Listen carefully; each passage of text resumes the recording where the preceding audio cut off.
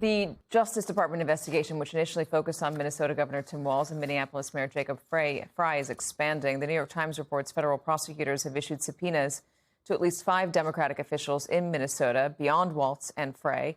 2 people familiar with the matter tell the New York Times that prosecutors are seeking documents from the mayor of St. Paul, Kali Hare, the state attorney general, Keith Ellison, and Mary Moriarty, the Hennepin County attorney. Joining us, MS Now Justice and Intelligence reporter Ken Dilanian and former Assistant Chief Counsel for ICE, Veronica Cardenas. This is an extraordinary step, Ken. Explain to me the justification. The whole thing is absolutely extraordinary, Katie. The theory of this federal investigation, as I understand it from some reporting, is they're looking at whether these local officials have violated a statute that makes it a crime to conspire to obstruct federal officers in the course of their duty. But what we're talking about here is First Amendment protected activity by public officials, elected officials in the state of Minnesota and by various cities, essentially advising their citizens on how to fulfill their civil rights and how to behave if they're confronted by ICE agents, and denouncing what they see as an invasion of their community. You know, before we got on the air, I was watching video of a news conference by a local Minnesota police chief who said that even members of his own department, people of color entirely, he said, are being pulled over by masked ICE agents and who are demanding proof of citizenship, and only when they present their police ID are they allowed to go. And these were men with guns drawn. This is happening every day around the country, but particularly in Minnesota, and these local officials are trying to put a stop to it. So we have an incredible clash here between the federal government, the awesome power of the Justice Department and the federal government, and local elected officials in a way that we haven't seen ever in the history of this country, Katie. But it's also Mary Moriarty and the AG Keith Ellison. And what have they done? I mean, they've announced investigations, but they've also been very careful in how they've framed all of this. I mean, they've asked the public for help. They've asked for more evidence, for more information. It's not just the governor and the mayor here, the mayors of both towns, Minneapolis and St. Paul. It's now the DA and the AG taking it to that step. I mean, isn't that even one step further than the public officials?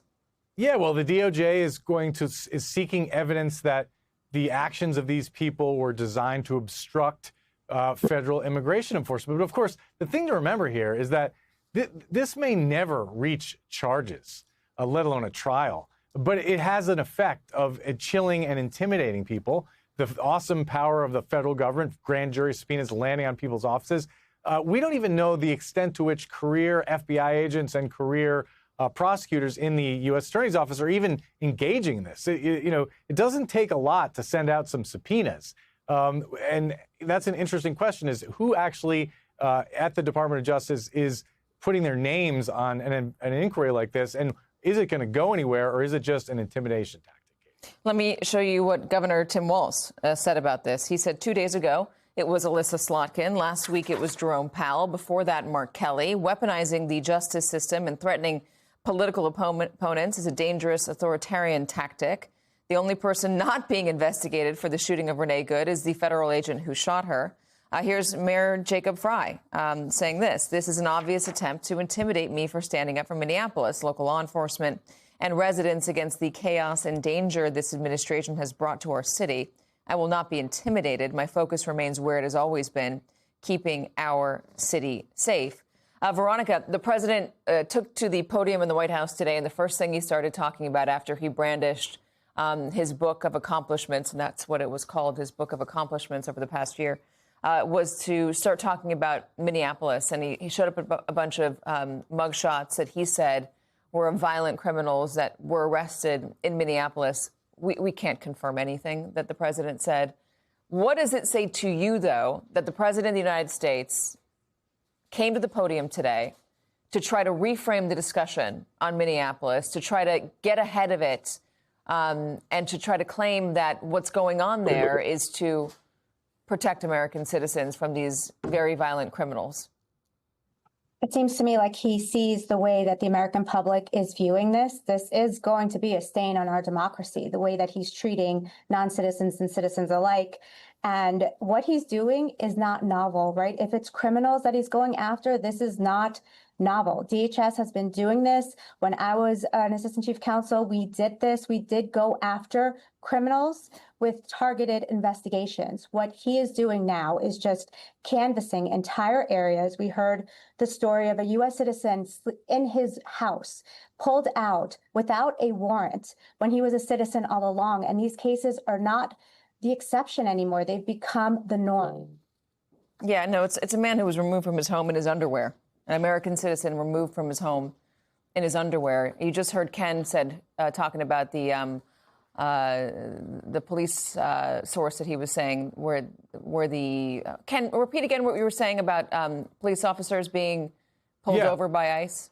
A local police chief had a news conference today and it said that he's getting complaints from all over the community, including from his own officers, people of color, who are getting pulled over by masked ICE agents, guns drawn, demanding to see proof of citizenship, which, of course, no one has. You have a driver's license. That's not proof of citizenship.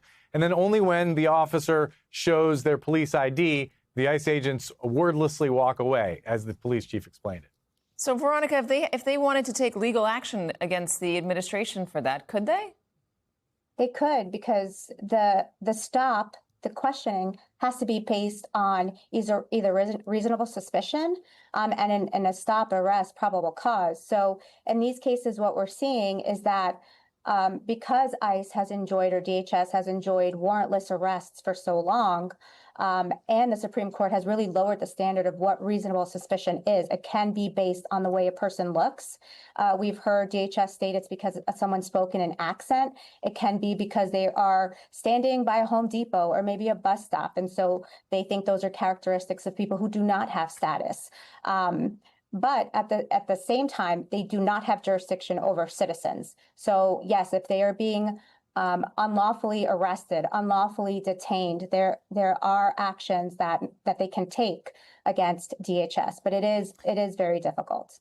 You know, we were talking a moment ago about the American citizen who was taken from his home by ICE in his underwear. His name is Scott Tao. He was interviewed about it. Let's listen to what he said.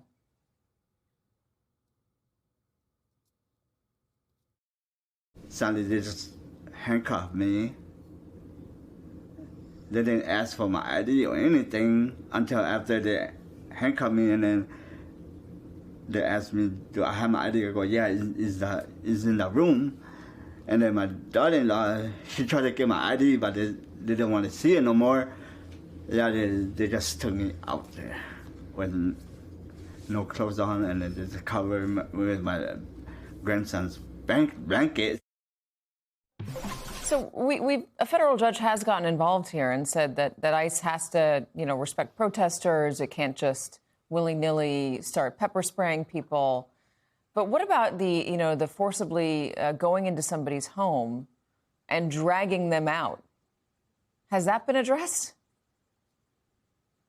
Veronica? I don't think that has specifically been addressed. I think that whatever side of the aisle you're on, at the very least, we should, accept that the Fourth Amendment protects unreasonable searches and seizures. Unless there's a warrant, there's no reason why any law enforcement official should be going into a home. There's a few exceptions.